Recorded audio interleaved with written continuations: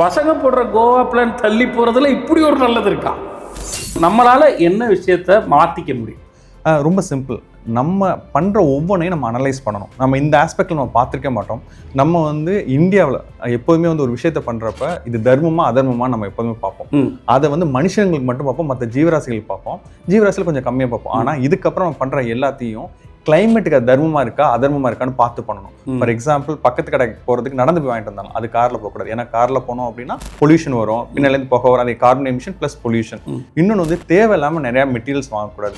ஒரு சட்டை இருக்கிறப்ப இன்னொரு சட்டை தேவையான்னு கேட்டு வாங்கணும். ஒரு சின்ன தம் ரூல் தான். ஒரு பொருளை பார்ப்போம், ஆசைப்படுவோம், வாங்கணும்னு நினைப்போம்.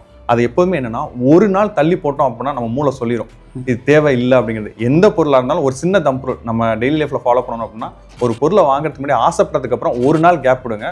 That's more then enough. அது கிளைமேட் சேஞ்ச் மாற்றிடும். சூப்பர்ண்ணே. 1 மணி நேரம் போய் டீ குடிச்சிட்டு திருப்பி வந்தாலே பல கோவா பிளான்கள் கேன்சல் ஆகிறதுக்கு காரணமே அதான். ஆமாம், சின்ன வயசுலேருந்து தள்ளி போட்டு கடைசி வரலையே அந்த கோவாவை பார்க்காம போகிறவங்க நிறைய பேர் இருக்காங்க. ஸோ அந்த மாதிரி நம்மளுடைய ஆசைகளுக்கு ஒரு நாள் கேப் விட்டால் போதும்னு சொல்கிறீங்க. பூமியில் நடக்கக்கூடிய மிகப்பெரிய மாற்றத்தை நம்மளால் தடுக்க முடியும். ஸோ அவ்வளோதான். இந்த 2 விஷயம் போதும் நமக்கு. மோர் தென் எனஃப். நம்ம எப்படி பாதிக்கப்படுறோம்னா நேரடியாக உன் காசு அதில் செலவு பண்ண போகிற.